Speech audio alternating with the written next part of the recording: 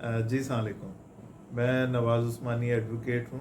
और आप ये मेरा यूट्यूब चैनल देख रहे हैं। बहुत बहुत शुक्रिया आप लोगों का। पिछले दिनों एक ख़बर गर्दिश में रही और जिसके तहत जनाब chief justice of Pakistan Umar Ata Bandial साहब ने 3 यूट्यूबर्स से मुबैना मुलाकात की और उसमें ये मुलाकात काफ़ी देर तक चलती रही और उसके अंदर मुख्तलिफ़ चीज़ें ज़ेर बहस और ज़ेर डिस्कशन रही। ये कोई 27 जून 2023 यानी ईद की छुट्टियों से एक दिन पहले, ये तकरीबन 2:30-3 बजे के करीब दोपहर में चीफ जस्टिस ऑफ पाकिस्तान के चैम्बर में इन यूट्यूबर्स को इनवाइट किया गया और ये मुलाकात तकरीबन काफ़ी देर तक जारी रही। इस मुलाकात के एक हफ्ते बाद तक बिल्कुल खामोशी रही, किसी किस्म की कोई ख़बर नहीं थी। अचानक से जनाब असद तूर साहब का एक वीलॉग आता है और उसमें ये सारी चीज़ें, ये सारे पॉइंट्स उसके अंदर डिस्कस होते हैं कि इस मुलाकात के दौरान में क्या क्या चीज़ें डिस्कस होती रहीं। चीफ जस्टिस साहब ने मुबैना तौर पे फरमाया कि हम 8 जजेस का ग्रुप है जो काम करते हैं और बाकी 7 या बकिया जजेस कोई काम नहीं करते। यानी यूट्यूबर्स को चीफ जस्टिस ऑफ पाकिस्तान की तरफ से बताया जा रहा है कि हम जो हैं 7-8 लोगों का एक ग्रुप है जो कि ज़्यादातर काम करते हैं और बाकी जितने जजेस हैं वो काम नहीं करते। उन्होंने इसके बाद फरमाया कि इमरान खान साहब जो हैं बहुत ताकतवर सियासतदान हैं और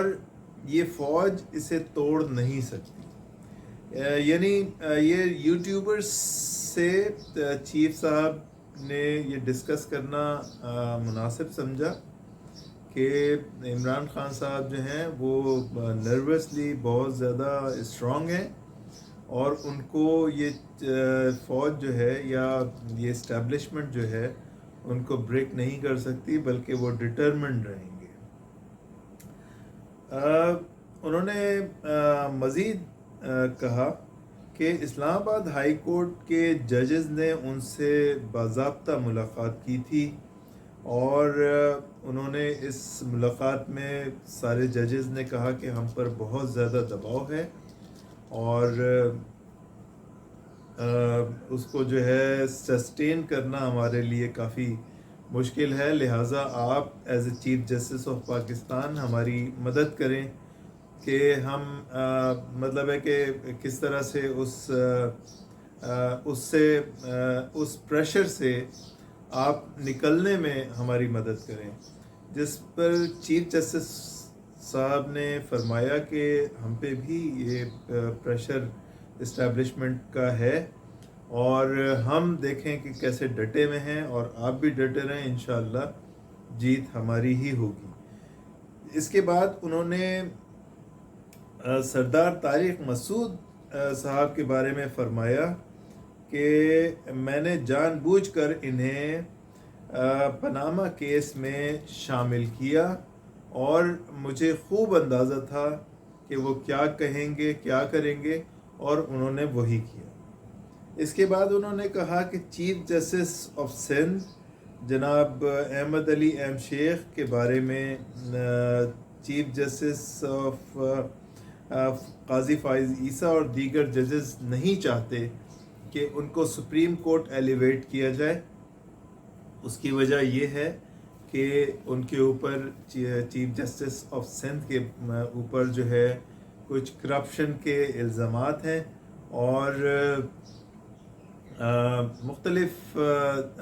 भर्तियों यानी अपॉइंटमेंट्स ऑफ जजेस के बारे में है कि उन्होंने तमाम के तमाम जो है वो सिंधी जजेस जो है सिंध में अपॉइंट कर दिए हैं جس کے بعد میں نے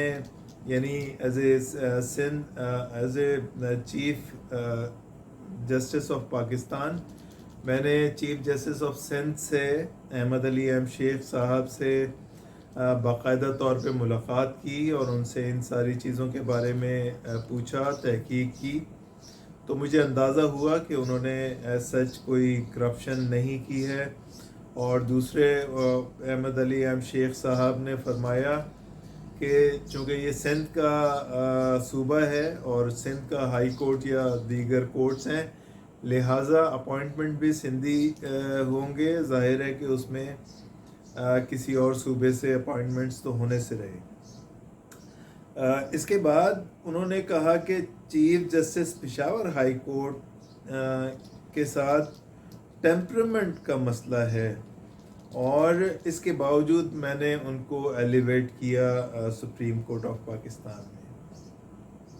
انہوں نے مزید کہا کہ جسٹس قاضی فائز عیسیٰ کے خلاف جو کیوریٹو ریویو ہے جو کہ چل رہا ہے، اس پر میں نے فیصلہ محفوظ کیا ہوا ہے اور بہت جلد میں اس کو جاری کر دوں گا۔ چیف جسٹس آف پاکستان نے اس قسم کی کئی باتیں جو ہے وہ یوٹیوبرز سے شیئر کی ہیں۔ یہ خصوصی انویٹیشن جو ہے یوٹیوبرز کو دیا گیا، اس میں دوسرے کوئی صحافی اس میں انوائٹڈ نہیں تھے۔ یہ ایک شروع میں یہ انتہائی خاموش قسم کی ملاقات چیف جسٹس صاحب کے چیمبر میں ہوئی۔ اصل میں یہ ذرا اگر اس کا جائزہ لیا جائے تو اندازہ ہوتا ہے کہ یہ میٹنگ جو ہے وہ ہم خیال لوگوں کی تھی، جس میں خاص طور پہ یہ بات ڈسکس ہوئی کہ عمران خان صاحب جو ہیں ان سے کئی غلطیاں سرزد ہوئی ہیں۔ انہوں نے جو اسمبلیاں جو ڈیزولو کی ہیں وہ اپنی انتہائی سیاسی غلطی تھی ان کی، جس کے تحت انہوں نے اسمبلیاں ڈیزولو کر دیں، اور بیسیکلی یہ وہ کیس ڈسکس کیا جا رہا ہے جس میں چیف جسٹس صاحب اور ان کے مختلف ہم خیال ججز نے باقاعدہ وہ سو موٹو ایکشن لیا تھا جو الیکشنز کروانے تھے پنجاب اور کے پی کے، اس میں انہوں نے سو موٹو ایکشن لیا تھا، اور خاص طور پہ 24 مئی کی ڈیٹ مقرر کی تھی کہ 24 مئی کو جو ہے الیکشن پنجاب اسمبلی کے ری الیکشنز کروائے جائیں، اور اس میں اتنی کمپلیکیشنز اس کیس میں آ گئی تھیں کہ وہ ری الیکشن بھی گورنمنٹ نے نہیں کروائے، اور دوسری طرف سپریم کورٹ بھی اپنا وہ فیصلہ جو ہے وہ نافذ نہیں کر پائی۔ اس کی بھی بہت ساری وجوہات ہم نے کئی ویلاگز میں، 1-2 ویلاگز میں پچھلے ان کو ڈسکس کیا ہے۔ لیکن یہ ہے کہ اس میٹنگ میں ویسے تو یہ میٹنگ انتہائی خفیہ رکھنے کی کوشش کی گئی، اور اس کے جو مندرجات ہیں وہ آہستہ آہستہ، یعنی شروع میں کئی انٹرنلی صحافیوں میں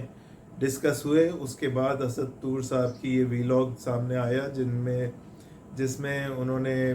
خاص طور پہ تحقیقات کر کے اور یہ ساری چیزیں انہوں نے اپنے ویلاگ میں شامل کی۔ اس میٹنگ کا دیکھا جائے تو جیسے کہ میں نے کہا کہ یہ ایک ہم خیال لوگوں کی میٹنگ تھی، اور یہ بات بالکل اس میٹنگ کے مندرجات سے واضح ہوتی ہے کہ چیف جسٹس آف پاکستان نے اس طرح سے اپنا کنڈکٹ کیا ہے، اور اس میٹنگ سے خاص طور پہ ساری چیزیں نکل کے سامنے آ گئی ہیں کہ وہ as a P T I کے اور عمران خان کے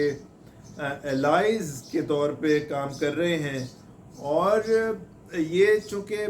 یہ جتنے تینوں یوٹیوبرز تھے جن کا میں نے شروع میں نام لیا، یہ بھی اسی قسم کے پی ٹی آئی اور عمران خان صاحب کے الائز ہیں، اور ان کی جو صحافت ہے وہ ان کی فیور میں، عمران خان صاحب کی فیور میں ہوتی ہے، اور یہ میٹنگ جو ہے بادی النظر میں یہ اسی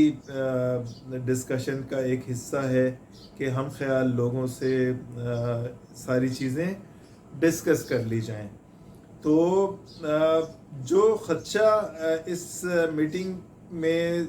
کے بعد ظاہر کیا جا رہا ہے وہ یہ ہے کہ جیسا کہ قاضی فائز عیسیٰ صاحب ایک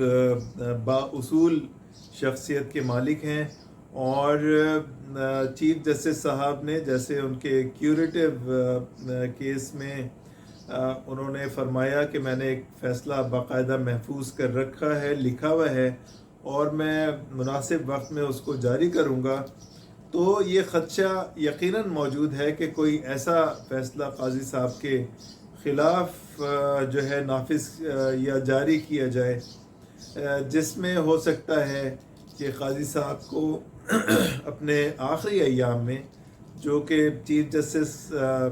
بننے والے ہیں عمر عطیہ بندیال صاحب کے ریٹائرمنٹ کے ساتھ، تو یہ خدشہ ظاہر کیا جا رہا ہے کہ وہ ایسا کوئی آرڈر نہ ہو جس سے قاضی صاحب جو ہے وہ کچھ آخری اپنے دنوں میں چیف جسٹس بننے سے پہلے پرابلم میں آ جائیں۔ تو یہ ہمارا ایک تبصرہ تھا آج کا، اور بہت شکریہ آپ کا ہمارے ساتھ رہنے کا۔ Thank you very much.